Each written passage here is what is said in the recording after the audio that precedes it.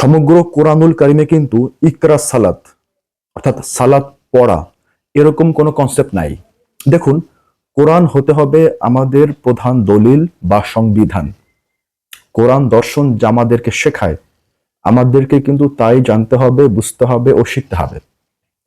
কোরআনে সালাতের সাথে কায়েম শব্দটি যোগ করে দেওয়া হয়েছে। এখন আপনি মুরব্বী কেরামদের যদি প্রশ্ন করেন, তাহলে উনারা সব জানতা শমশেরের মতো বলে দেবে, কেন? ধারাবাহিকভাবে প্রতি ওয়াক্তে নামাজ পড়লেই, অর্থাৎ কোন ওয়াক্ত কাজা না করলেই তো সালাতটি কায়েম হয়ে গেল। আসলে বাপু বিষয়টি এরকম নয়। প্রথমত, সালাত পড়ার যে দর্শন, সে দর্শন হতে আমাদেরকে একটু বেরিয়ে আসতে হবে। তারপর সালাত কায়েম করার দর্শনের ভেতর প্রবেশ করতে হবে। সালাতের বাংলা অর্থ করেন, সালাতের বাংলা অর্থ হচ্ছে যোগাযোগ ও সংযোগ। রবের সাথে যোগাযোগ বা সংযোগ বা কায়েম বা প্রতিষ্ঠা করাই হচ্ছে সালাত কায়েমের মূল দর্শন। এই সংযোগ বা এই সালাত প্রতিষ্ঠা বা কায়েম হয়ে গেলেই তো আপনি মন্দ কাজ ও পাপাচার ও মন্দ চিন্তা থেকে দূরে থাকবেন।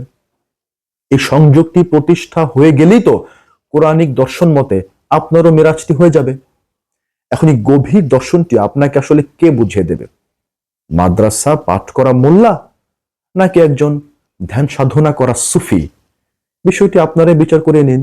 তবে হ্যাঁ, আমি কিন্তু 5 ওয়াক্ত মেজাজি সালাতকে মোটেও খাটো করে দেখছি না। এটা হচ্ছে আনুষ্ঠানিক, কিন্তু যোগাযোগটি যে আপনাকে প্রতিষ্ঠিত করতেই হবে, অর্থাৎ কায়েম করতেই হবে। মূল দর্শন বাদ দিয়ে, অনুষ্ঠান দিয়ে ফালাফালি লাফালাফি কইরা তো আর কোনো কিছু পাওয়া যাবে না।